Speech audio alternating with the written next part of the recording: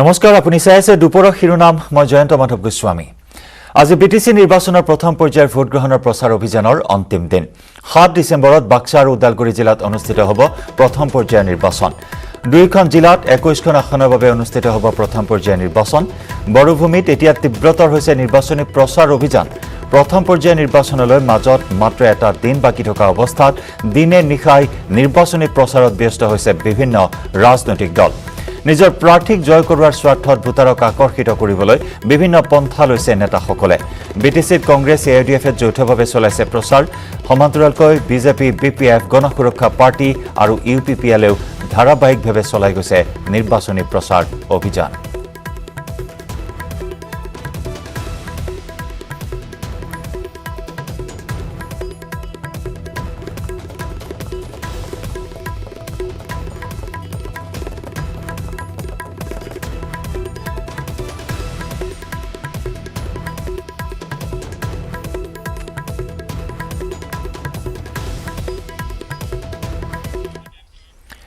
2021 cabinet মন্ত্ৰী হ'ব ৰূপজ্যোতি কুৰ্মী কংগ্ৰেছ চৰকাৰ শাসনলৈ আহিলে কেবিনেট মন্ত্ৰী হ'ব ৰূপজ্যোতি কুৰ্মী আৰু মন্ত্ৰী হৈ খুলিব শাৰদা লুইবাৰ্জাৰ ৰ'জভেলি কেলেংকাৰীৰ ফাইল এই কেলেংকাৰীৰ ফাইল খুলি মন্ত্ৰী হিমন্তক জেললৈ পঠোৱাৰ কথা ক'লে বিধায়ক ৰূপজ্যোতি কুৰ্মীয়ে দুখীয়া টকা খুৱাই কেতিয়াও ৰেহাই নাপায় শাৰদাৰ পইচা খোৱাত জেলত ভৰাম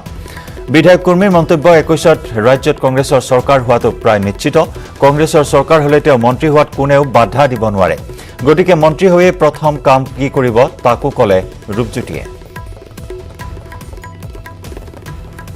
বিশ্বসময় এক্সপায়াৰি ডেট হোৱা নিচিনা হৈছে কিন্তু যাব সময়ত সেই বেটেৰীটো অকণমান বেছি পোহৰ দিয়া নিচিনা হয় মুখ্যমন্ত্ৰী হ'ব নোৱাৰে তেওঁ কেন্দ্ৰীয় মন্ত্ৰী হ'ব নোৱাৰে এই যোনটো মামা চকুনি মামা বা কংখ মামাৰ সেই ৰোলটো প্লে কৰি আছে মামাবোৰৰ যিটো মানে অন্তিম তেওঁলোকৰ ক্ষণটো খুব বেয়া কেতিয়াও নাখাতে এইটো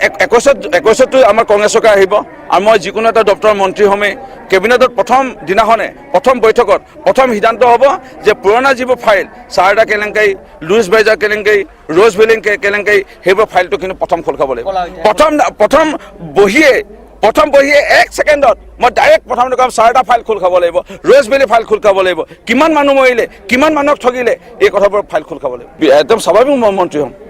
অহংকাৰভাৱে কোৱা নাই অভিমানভাৱে কোৱা নাই আত্মবিশ্বাসেৰে আৰু হোৱাৰ লগে লগে প্ৰথম কেবিনেটৰ সিদ্ধান্ত হ'ব যে পুৰণা লুইচ বাইজাৰ শাৰদা ৰ'জভেলি ফাইল খোল খাব লাগিব মই কাৰো নাম উল্লেখ কৰা নাই মোক নাম নুশুনিব মই খালি ফাইল খোল খোৱাৰ আগত কথা কৈছোঁ ফাইল খোল খাব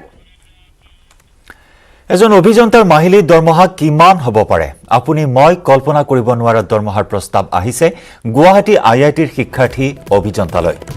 মাহিলী 70 লাখ টকাৰ দৰমহাৰ প্ৰস্তাৱ গুৱাহাটী আইআইটিৰ বিভিন্ন শিতানৰ ডিগ্ৰীধাৰী অভিযন্তালৈ সৰ্বমুঠ 530 জন শিক্ষাৰ্থীৰ 130 ব্যক্তিগত প্ৰতিষ্ঠানৰ বিপিঅ পৰ্যায়ৰ ইয়াৰ ভিতৰত 7টা আন্তঃৰাষ্ট্ৰীয় পৰ্যায়ৰ প্ৰস্তাৱে দেশজুৰি লাভ কৰিছে চৰ্চা গুৱাহাটী আইআইটিৰ চেণ্টাৰ ফৰ কেৰিয়াৰ ডেভেলপমেণ্ট প্ৰধান অভিষেক কুমাৰে এই কথা সদৰি কৰিছে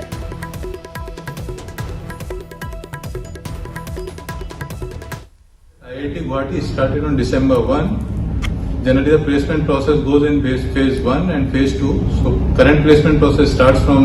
1st of December. So far, by the end of day 3, 536 offers have been made by different recruiters, including 133 PPOs for IIT Guwahati students. Different students who have registered for BTech, BDS, MA, MSc, MSR, MDes, MTech courses at the institute. All have participated in the registration process. I'm happy to inform so far 7 international offers have been made by different recruiters for the students of IIT Guwahati. চিৰাঙৰ মানাহ চেৰফাং পৰিষদীয় সমষ্টিৰ ডিমাজুলিত আছুৰ প্ৰতিবাদ নিৰ্বাচনী প্ৰচাৰৰ বাবে ৰঞ্জিত দাস উপস্থিত হোৱাৰ প্ৰাক্ষণত আছুৰ প্ৰতিবাদ সভাথলীৰ কাষতে বিধায়ক ৰঞ্জিত দাসৰ পুতলিকা দাহ কৰি আছুৱে সাব্যস্ত কৰে প্ৰতিবাদ বিটিএডি নিৰ্বাচনী প্ৰচাৰৰ বাবে আহিবলগীয়া ৰঞ্জিত দাসৰ নিৰ্বাচনী মঞ্চৰ সন্মুখত প্ৰতিমূৰ্তি দাহ কৰে কা বিৰোধিতা কৰি আছুৱে সাব্যস্ত কৰে এই প্ৰতিবাদকাৰীসকলে কা আমি নামানো ৰঞ্জিত দাস মুৰ্দাবাদ হিমন্ত বিশ্ব শৰ্মা মুৰ্দাবাদ বিজেপি গো বেক আদি বিভিন্ন শ্লোগানেৰে পৰিৱেশ উত্তাল কৰি তোলে উল্লেখযোগ্য যে ডিমাজুলি অঞ্চলত ৰঞ্জিত দাসৰ গৃহ সমষ্টি সৰভোগ বিধানসভা সমষ্টিৰ অন্তৰ্গত বিটিচি নিৰ্বাচনৰ প্ৰতি লক্ষ্য ৰাখি বিজেপিৰ ৰাজ্যিক সভাপতি ৰঞ্জিত দাস ডিমাকুৰিত উপস্থিত হোৱাৰ প্ৰাক্ষণত সভাস্থলীৰ সমীপতে পুতলিকা দাহ কৰি বিজেপি উৎখাতৰ সকিয়নি প্ৰদান কৰে আছুৰ সদস্যসকলে।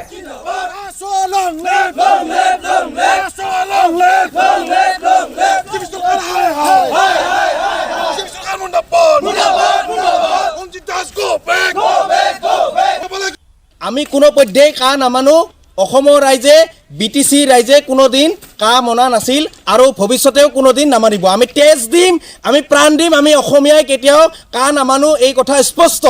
5জনকৈ নিৰীহক এই চৰকাৰখনে হত্যা কৰিছে, গতিকে আমি কা নামানো, কোনো পধ্যেই কা নামানো। তেওঁলোকৰ গাত কোনো মানৱীয়তা নাই। এই বিজেপি চৰকাৰখন হৈছে হত্যাকাৰী চৰকাৰ। এই বিটিচি তেওঁলোকৰ সাম্প্ৰদায়িক ৰাজনীতি নচলিব। এই বিটিচিত তেওঁলোকৰ যি জাতিৰ মাজত বিজেপি চৰকাৰে যি জাতিৰ মাজত বিভাজনৰ সৃষ্টি কৰিব বিচাৰিছে, বড়ো আৰু অবড়োৰ মাজত যি বিভাজনৰ সৃষ্টি কৰিব বিচাৰিছে, এইটো কোনোপধ্যেই মনা নহ'ব। আজি অতিকে লাজৰ বিষয় যে ৰঞ্জিত দাস তেওঁৰ নিজৰ গৃহ সমষ্টিত আমি পানবাৰী আঞ্চলিক ছাত্ৰ সন্থাই মানাপুৰীয়া শাখা ছাত্ৰ সন্থাৰ সহযোগত আমি তেওঁলোকৰ এই বিজেপি গৃহ সমষ্টিতে আমি আজি তেওঁৰ পুতলিকা দাহ কৰিছোঁ। ইফালে মুছলপুৰত ইউপিপিএলৰ নিৰ্বাচনী কাৰ্যালয়ৰ বিপিএফ কৰ্মীৰ আক্ৰমণ। বিটিচি নিৰ্বাচনৰ প্ৰথম পৰ্যায়ৰ ভোটগ্ৰহণলৈ মাজত মাত্ৰ এটা দিন বাকী থকা অৱস্থাত শনিবাৰে সন্ধিয়া বাক্সা জিলাৰ 25 নম্বৰ বাগানপাৰা পৰিষদীয় সমষ্টিৰ অন্তৰ্গত বগুলামাৰীত ইউপিপিএলৰ দলৰ এটা নিৰ্বাচনী কাৰ্যালয়ত বিপিএফ দলৰ সমৰ্থকে আক্ৰমণ কৰাৰ ঘটনাই তীব্ৰ চাঞ্চল্যৰ সৃষ্টি কৰিছে। বিপিএফ দলৰ কৰ্মীয়ে কাৰ্যালয়টোত আক্ৰমণ কৰি নিৰ্বাচনী কাৰ্যালয়টোৰ আচবাব লণ্ডভণ্ড কৰাৰ লগতে কেইবাখনো মটৰ চাইকেল আৰু চাইকেলৰ ক্ষতি সাধন কৰে। ইউপিপিএলৰ সমৰ্থকে জানিব দিয়া অনুসৰি বাগানপাৰা সমষ্টিৰ অন্তৰ্গত বগুলামাৰীত থকা ইউপিপিএল দলৰ প্ৰাৰ্থী কাতিৰাম বড়ো নিৰ্বাচনী কাৰ্যালয়ত বহি আলোচনা কৰি থকাৰ সময়তেই বিপিএফৰ কৰ্মীয়ে আক্ৰমণ চলায়। মটৰ চাইকেলত অহা প্ৰায় 50জনীয়া দলে অতৰ্কিতে আক্ৰমণ কৰে ইউপিপিএল দলৰ কৰ্মীসকলক আৰু তাৰ পিছতে পলায়ন কৰাত কাৰ্যালয় চৌহদত থকা মটৰ চাইকেল আৰু চাইকেলৰ ক্ষতি সাধন কৰাৰ উপৰিও কাৰ্যালয়টোত থকা নথিপত্ৰ চকী মেজ লণ্ডভণ্ড কৰে। ইতিমধ্যে ঘটনাস্থলীত বৰবৰী আৰু বাগানপাৰা আৰক্ষী উপস্থিত হৈ আৰম্ভ কৰে তদন্ত। ইফালে বিপিএফে সমষ্টিটোৰ অন্তৰ্গত মাজদিয়াৰ পৰা আহি থকাৰ সময়ত ইউপিপিএল দলৰ কাৰ্যালয়ৰ পৰা শিলগুটি নিক্ষেপ কৰাত সংঘাতৰ সৃষ্টি হয় বুলি জানিবলৈ দিয়ে।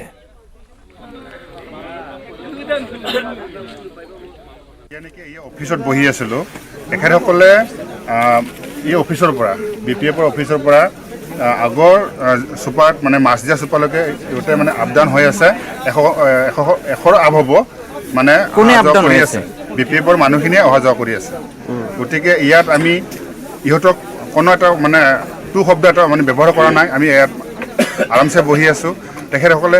মানে মাছদিয়া চুপাৰ পৰা আহি পেলাই আমাৰ অফিচত মানে 9 মান আগত গৈ পেলাই মানে ধমকি দিয়ে। ইয়াৰ পৰা মানে বাইক মানে ৰখাই পেলাই আমাক খেদি আহে। তাৰমানে খেদি অহাৰ পিছত আমাৰ ইয়াত মানে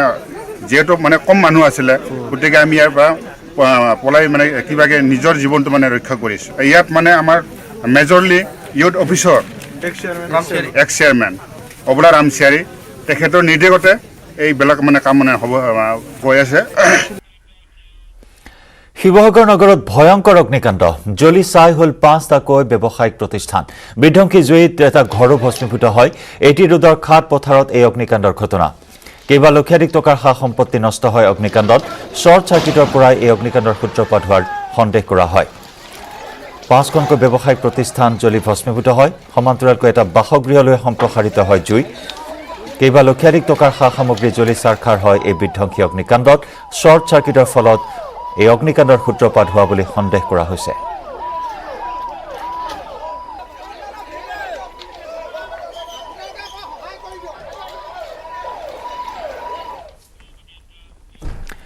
আজমল ফাউণ্ডেশ্যনৰ ধন দেশ বিৰোধী কামত ব্যৱহাৰ হোৱাৰ অভিযোগ উত্থাপন হোৱাৰ পিছত প্ৰতিক্ৰিয়া প্ৰকাশ কৰিছে ARDF প্ৰধান বদৰুদ্দিন আজমলে। ৰঙিয়াৰ খণ্ডিকৰত আজমল ফাউণ্ডেশ্যনৰ ধন অবৈধ নহয় বুলি মন্তব্য আজমলৰ। FCRৰ টকা চুৰি বা ডকাইতিৰ টকা নহয়, গৃহ মন্ত্ৰণালয় অথবা বিত্ত মন্ত্ৰণালয়ৰ অধীনত আহে এই টকা। বদৰুদ্দিন আজমলৰ ৰাজনৈতিক শত্ৰুৱে এনে অপপ্ৰচাৰ চলাইছে। যিসকলে এই মিছা অভিযোগ আনিছে সেইসকলৰ ওপৰত আদালতত মানহানিৰ গোচৰ তৰিব বুলিও আজমলে প্ৰকাশ কৰে। প্ৰতিক্ৰিয়া নিজৰ নিজৰ কৰিছোঁ পৰৰ কৈছোঁ এইটো চৰকাৰৰ কাম কেনে FCRত পইচা আহিছে FCRৰ পইচা চুৰি ডাকাতি কৰাৰ পইচা নহয় এইটো এটা বিভাগৰ হোম মিনিষ্ট্ৰীৰ আণ্ডাৰে আহে ফাইনেন্স মিনিষ্ট্ৰীৰ আণ্ডাৰে আহে সেই চবে এটা FCR কি হয় যিসকলে অভিযোগ দি আছে এইসকলে FCRৰ মতলবেই নাজানে হা FCR এটা পইচা আনাৰ কাৰণে কমচে কম 1 বছৰ লাগে হাজাৰ ইনকুৱাৰী হয় হাজাৰ ডিপাৰ্টমেণ্টৰ ইনকুৱাৰী হয় আৰু এই মানুহবিলাকক দেনেৱালাৰো ইনকুৱাৰী হয় পানেৱালাৰো ইনকুৱাৰী হয় এইটোৰ কাৰণে আমি যাক কোনো সন্দেহ আছে আপোনালোকে যে এইটো মোৰ পলিটিকেল দুশ্মনী মোৰ ওপৰত এইটো কাম আৰম্ভ হৈছে আমি যিমান বিভাগ আছে সবক আৰু যি আমাৰ ওপৰত ইলজাম লগাইছে তাকো মই কৈছোঁ বুলি আপুনি নিজে আহি যাওক আমি আপোনালোকৰ কাৰণে খুলি ৰাখি দিম আপুনি খোলা হওক চাওক যদি আপোনাৰ মন ভাল আছে মস্তিষ্ক ভাল আছে আপুনি সব ভাল দেখিব যদি আপোনাৰ মনেই বেয়া তা আপুনি সব কালা দেখিব আমি চ্যালেঞ্জ কৰিছোঁ আমি কেঞ্জ কৰি আছোঁ কালি এইসকলৰ মানহানি আমি কেছ কৰিম সবৰ ওপৰত লাইনে মানহানি কেছ আমি কৰিম এইসকলে কোৰ্টত গৈ জবাব দিব লাগিব ৰঙাপুৰত অব্যাহত বন্যহস্তীৰ ত্ৰাসৰ বাবে এতিয়া উজাগৰি নিশা কটাবলগীয়া হৈছে সৰ্বসাধাৰণ ৰাইজে নিশাটো বাদেই এতিয়া দিন দুপৰতে বন্যহস্তীয়ে মুক্ত বিচৰণ কৰিছে পথ অৱৰোধ কৰিছে বন্যহস্তীয়ে জাকৰ পৰা বিচ্ছিন্ন হৈ অহা এটা হাতীয়ে হঠাৎ ৰঙাপুৰা বিন্দু কৰি পথ অতিক্ৰম কৰে লগে লগে বন্যহস্তীক খেদিবলৈ ওলাই আহিল একাংশ যুৱক চিঞৰ বাখৰ কৰি হাতীটো খেদাৰ চেষ্টা একাংশ লোকৰ এই দৃশ্য ৰঙাপুৰাৰ শিঙৰিজান চাহ বাগিচাৰ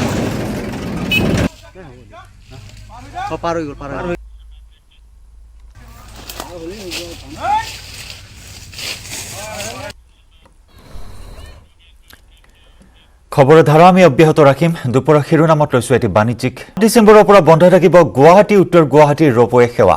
জিএমডিএ কৰ্তৃপক্ষই জনালে এই কথা কাৰিকৰী মেইনটেনেন্সৰ বাবে বন্ধ ৰখা হ'ব ৰোপৱে সেৱা 11 ডিচেম্বৰত চূড়ান্ত মক ড্ৰিলৰ পাছত পুনৰ মুকলি কৰা হ'ব ৰোপৱে সেৱা উল্লেখযোগ্য যে 4 মাহত 1 লাখ যাত্ৰীয়ে গুৱাহাটী উত্তৰ গুৱাহাটী ৰোপৱেৰে অহা যোৱা কৰিছে 7 ডিচেম্বৰৰ পৰা বন্ধ থাকিব গুৱাহাটী উত্তৰ গুৱাহাটী ৰোপৱে সেৱা 5 দিনৰ বাবে বন্ধ ৰখাৰ সিদ্ধান্ত গ্ৰহণ কৰিছে জিএমডিএ কৰ্তৃপক্ষই কাৰিকৰী মেইনটেনেন্সৰ বাবে বন্ধ ৰাখিব ৰোপৱে সেৱা 11 ডিচেম্বৰত চূড়ান্ত মক ড্ৰিলৰ পাছত পুনৰ যাত্ৰীৰ বাবে মুকলি কৰা হ'ব ৰোপৱে সেৱা উল্লেখযোগ্য যে 4 মাহত 1 লাখ যাত্ৰীয়ে গুৱাহাটী আৰু উত্তৰ গুৱাহাটী ৰোপৱেৰে অহা যোৱা কৰিছে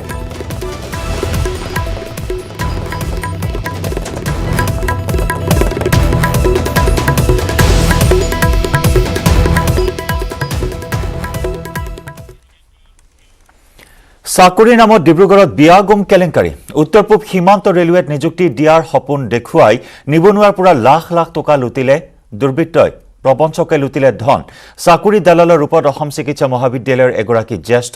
মহিলা চিকিৎসক চাকৰিৰ বজাৰ মেলা মহিলা চিকিৎসকৰ মোবাইলৰ কথোপকথনে এতিয়া ব্যাপক চৰ্চা লাভ কৰিছে ডিব্ৰুগড়ত যি মোবাইল বাৰ্তালাপ এতিয়া নিউজ 18ৰ হাতত আহি পৰিছেহি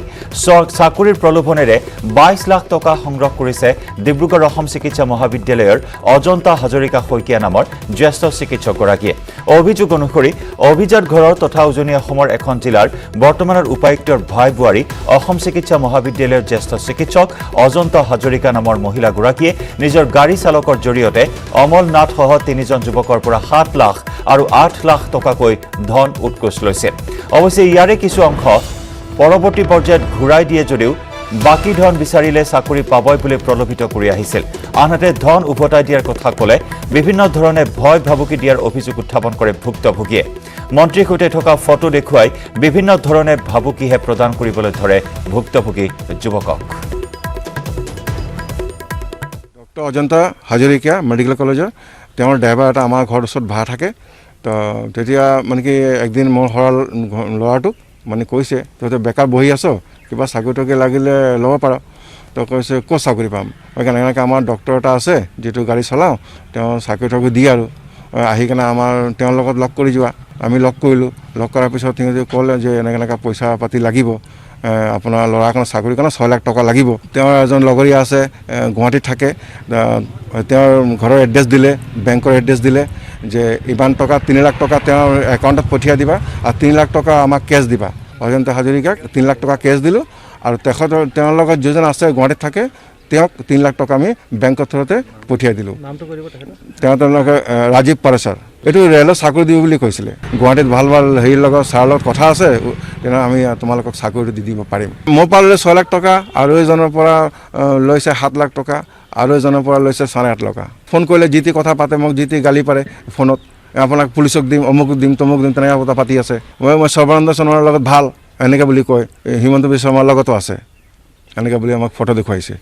মেডিকেলত চাকৰি দিব বুলি কৈছিলে। মই কৈছোঁ আপুনি মেডিকেলত চাকৰি কেলৈ দিব? আৰু এনেদৰে ডিব্ৰুগড়ত এতিয়া চিকিৎসক অৱতীৰ্ণ হৈছে দালালৰ ৰূপত, আৰু এই সন্দৰ্ভত অধিক খবৰ আমি আগবঢ়াম আমাৰ পৰৱৰ্তী বুলেটিনত। সময় হৈছে দুপৰৰ শিৰোনামৰ পৰা বিদায় লোৱাৰ।